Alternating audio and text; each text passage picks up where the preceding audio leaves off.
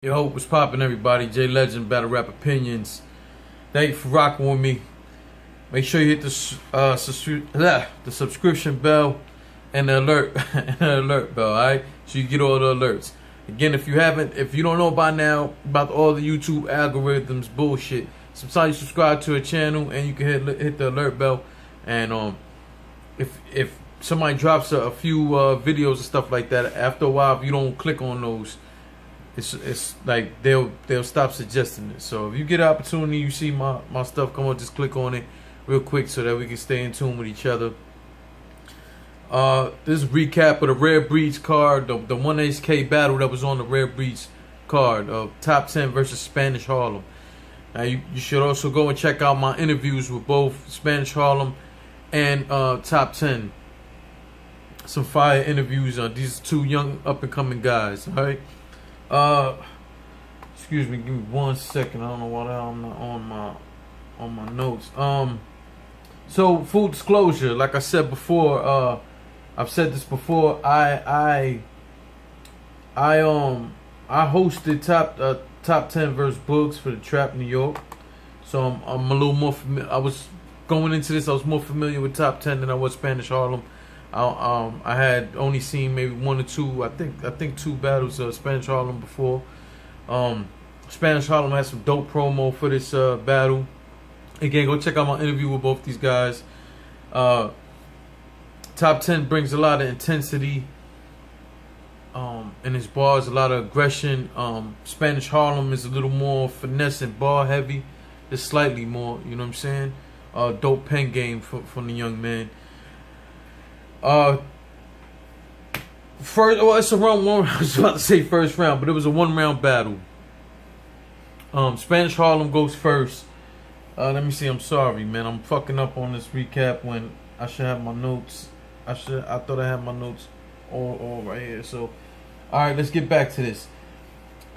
Spanish Harlem. First off, I see my man outside in front of the venue with the suit on and everything. I started laughing. I know that's his style. That's his thing. You know what I'm saying?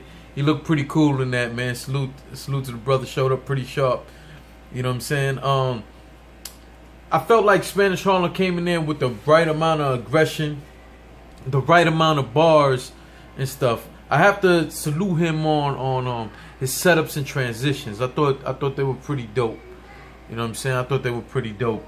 Again, it's a 1-round battle, but the lines that stood out to me the most was the Party Arty line. That was fucking fire.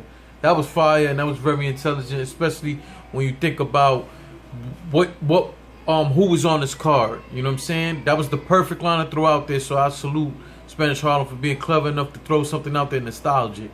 You know what I'm saying? If that makes sense to y'all, because, again, like, just look at the lineup. So that was very intelligent to throw out there. Because it hit harder. Not that it wouldn't hit hard prior. It's just when you look at the magnitude of the card, who was on the card, throwing that out, that just had a little more extra on it. You know what I'm saying? I thought that was fire in him. That Eagles line or the Eagles scheme, he's talking about the NFL team, the Eagles, the way he did that whole shit, I thought was perfect. You know what I'm saying? Even that Eagles thing, I felt like should have got a little more love in the room. But again, I'm paying attention. I only judge battles off what the fuck I think and not really what happens in the room.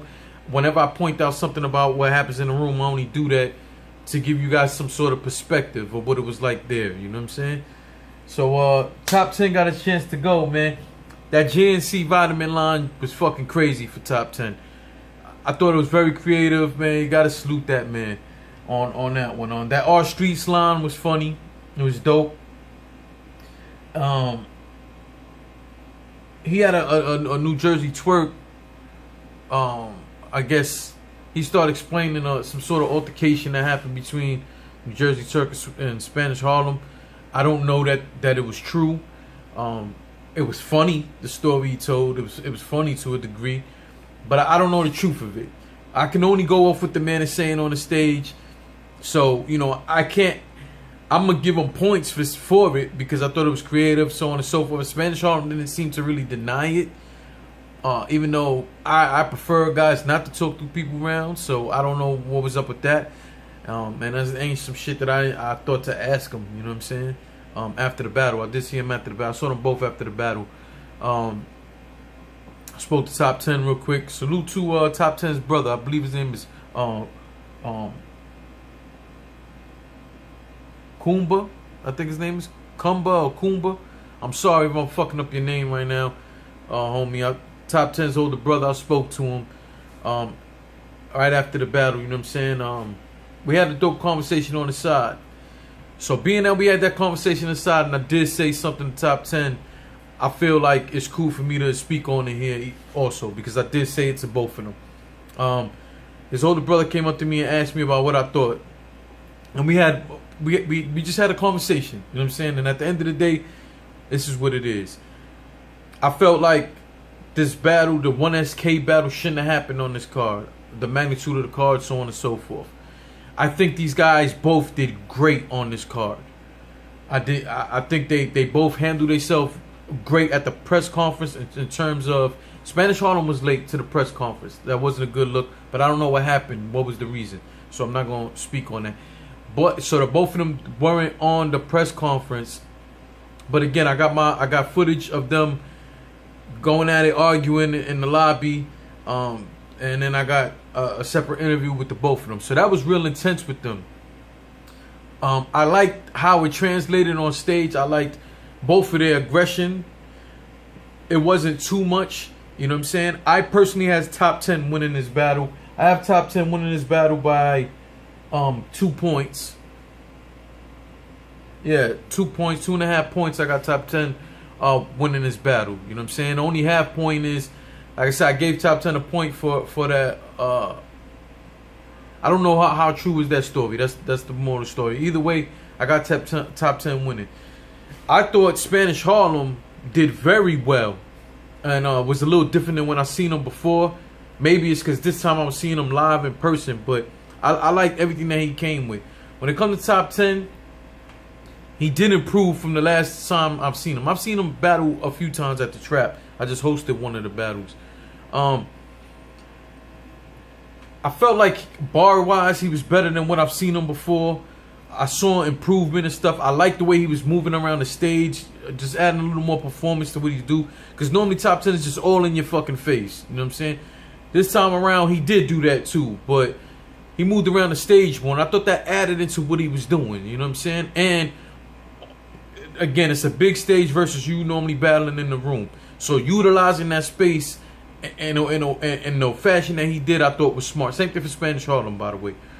You know, I thought it was smart. I liked the way it was doing it. But for Top 10, to me, it stood out a little bit more because I know what I'm used to seeing from him. You know what I'm saying? So salute to him on that. My only problem with Top 10, he had some dope lines and stuff like that. My only issue with him was his delivery in terms of, sometimes it was delivery, sometimes it's hard to differentiate between his setup and his punch. It's almost like all in one flow. It's all in one tone, so to speak. And then he goes straight into the next one. So sometimes it's real rapid fire with him, and you don't get to catch everything right on the spot. Or sometimes it all sounds the same. You know what I'm saying?